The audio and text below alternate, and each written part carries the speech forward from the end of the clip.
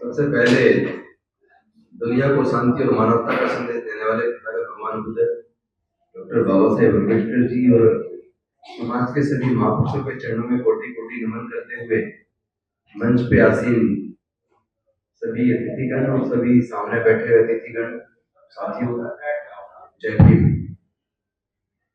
ज्यादातर मुद्दे सब लोग बोल चुके हैं तो मैं रिपीट नहीं करूंगा। रिपीटेशन में टाइम वेस्ट करने की बजाय और भी कुछ चीजें हैं जो मुझे भी महसूस हो रही है जिन पे चर्चा जरूरी है।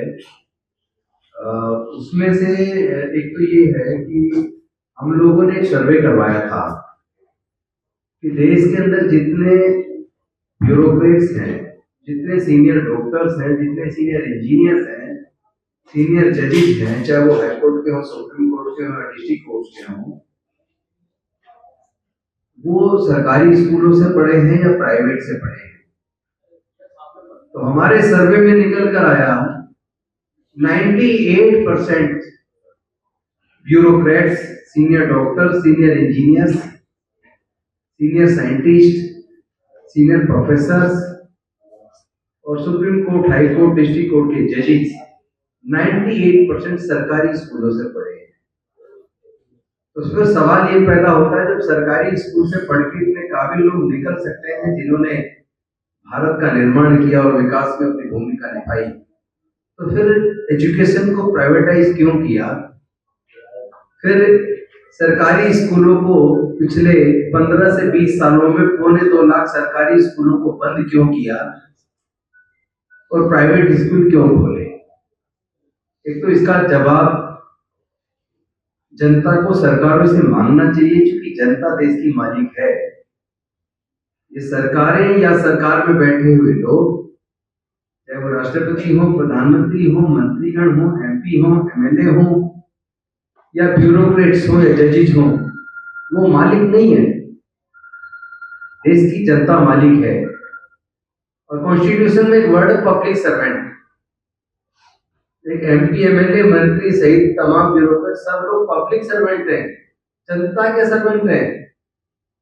तो जनता के प्रति उनकी जवाबदेही है, लेकिन क्या हकीकत में जवाबदेही सुनिश्चित हो पा रही है? एक तो ये मेरा सवाल है। जैसा बंधु जी ने बहुत सारे सवाल किए, वास्तव में सवालों का जवाब सरकारों के पास नहीं है और जनता एक मुझसे ये कहेगी कि बिल्कुल सही है आपका सवाल। तो इसी तरह ये एजुकेशन को प्राइवेटाइज क्यों किया, प्राइवेट स्कूल क्यों खुले, और केवल यहाँ तक सीमित नहीं रहे, बल्कि इससे भी ज्यादा दुखदायी बात यह है कि पहले गरीब से गरीब के बच्चे भी पढ़ लिख कर इंजीनियर, डॉक्टर, साइंटिस्ट, कलेक्टर बने हैं, लेकिन आज नहीं बन पाएंगे। गरीबों के बच्चे नहीं बन पाएंगे, चाहे वो किसी भी जाति धर्म के क्यों ना हो। लेकिन अगर परसेंटेज की बात करूं तो अनुसूचित जाति जनजाति में 99%, पिछड़े वर्ग में 95% और जनरल कैटेगरी की भी बात करूं तो कम से कम 80% उनके लोग अपने बच्चों की हायर एजुकेशन का खर्चा नहीं उठा पाएंगे। अगर आपका बच्चा एंट्रेंस एग्जाम पास कर लेता है, आईआईएम में उसका एडमिशन ऊपर होता है, तो 2 साल का एमबीए करने के लिए आईआईएम से कम 50 लाख रुपया चाहिए। इसमें 44 लाख रुपया तो केवल फीस है, बाकी हॉस्टल का खाने का खर्चा लगा ले तो करीब 50 लाख रुपया चाहिए। अगर आपके बच्चे को इंजीनियर बनना है, डॉक्टर बनना है, साइंटिस्ट बनना है, प्रोफेसर बनना है, एडवोकेट बनना है, आर्किटेक्ट बनना है, तो इनमें जो प्रोफेशनल कोर्सेज जिनकी ज्यादा डिमांड रहती है, चाहे आर्टिफिशियल इंटेलिजेंस हो, चाहे कंप्यूटर साइंस हो, या चाहे इसके साथ साथ इंजीनियरिंग में हो, मेडिकल में हो, लॉ में हो, तो उसके एंट्रेंस एग्जाम की तैयारी के लिए ही कम से कम 3 से 4 लाख रुपया चाहिए।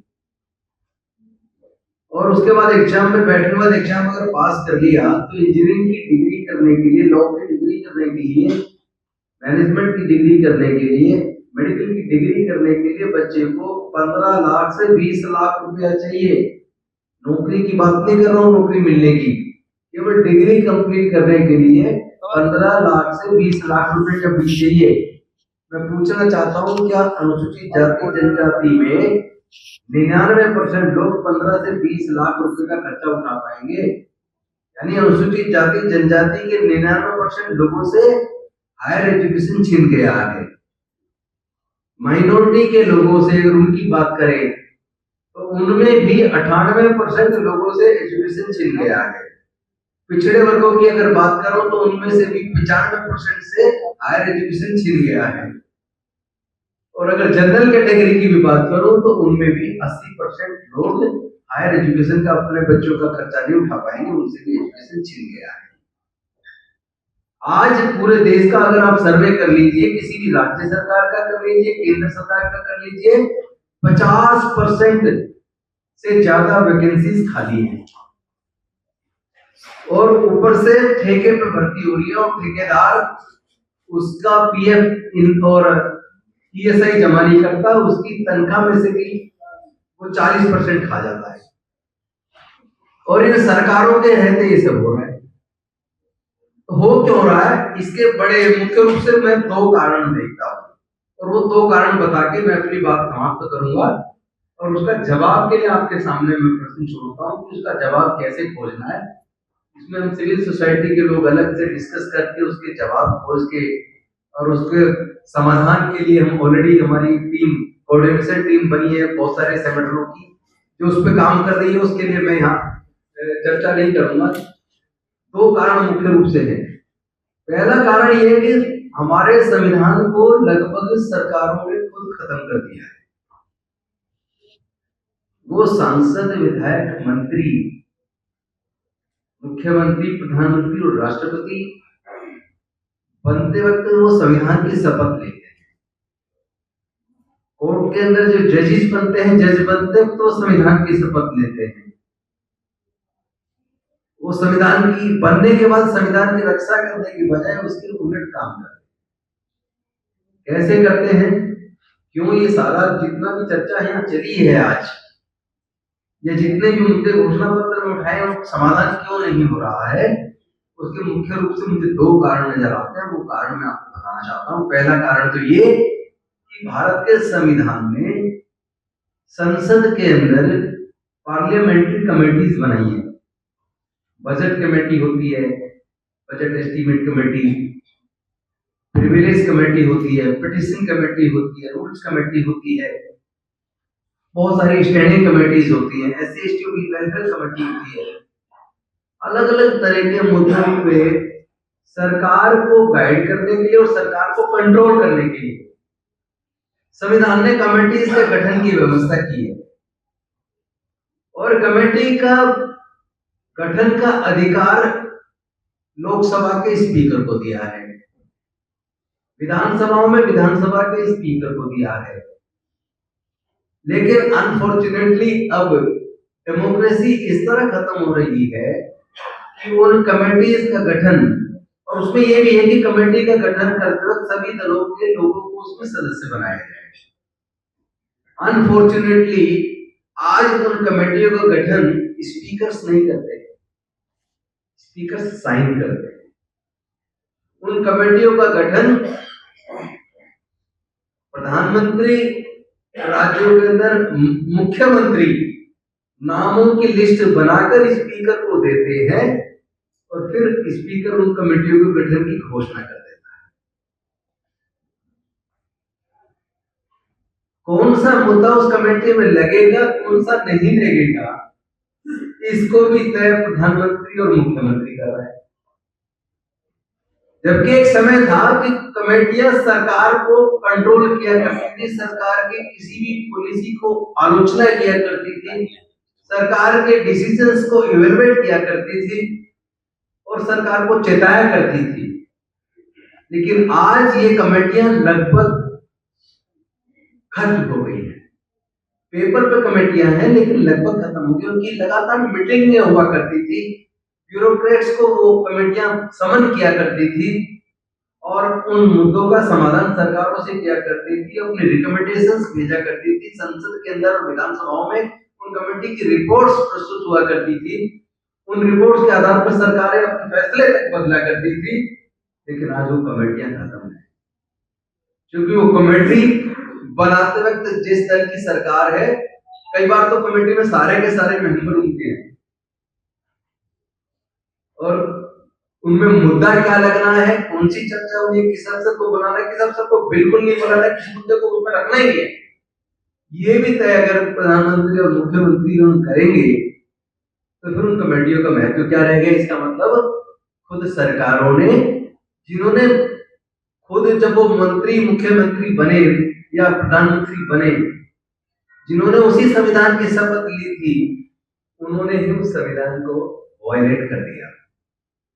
तो एक तो ये कारण है जिसकी वजह से डेमोक्रेसी लगभग खत्म हो गई है और आपके मुद्दे वहां चर्चा में आते नहीं है, आपकी चीजें खत्म हो रही हैं। दूसरा मुद्दा, सरकारें लीगल एडवाइजर से एडवाइस लेती हैं, मंत्रालय भी और ऑफिसर्स जिस मुद्दे पे क्लैरिटी नहीं होती है उसको वो लॉ डिपार्टमेंट में भेजते हैं और लॉ ऑफिसर्स, लीगल एडवाइजर्स उसमें अपनी एडवाइस देते हैं ताकि सरकार उसमें कानून के हिसाब से निर्णय ले। अनफॉर्चुनेटली ये सबसे बड़ा घोटाला साबित हो गया है, क्योंकि भारत में कॉलेजियम सिस्टम है। हाई कोर्ट सुप्रीम कोर्ट का जज बनना है तो कॉलेजियम के थ्रू नाम जाएगा, और अगर कॉलेजियम में आपका आदमी नहीं है, अगर कॉलेजियम में आपके नाम को आगे बढ़ाने वाला जज नहीं है, तो आपके लोग हाई कोर्ट सुप्रीम कोर्ट के जज बनेंगे ही नहीं। इसी वजह से देश के सर्वोच्च न्यायालय में और देश के उच्च न्यायालयों में SC, ST, OBC, माइनॉरिटीज के प्रतिनिधि जजेस नहीं है। और जब आपके प्रतिनिधि नहीं है तो आपके मुद्दे वहां, आजकल जजमेंट्स पढ़ के कई बार लगता है जैसे जजेस ने जुडिशियस माइंड ही अप्लाई नहीं किया है, भावनाओं के ऊपर आधारित जजमेंट आने लगे हैं।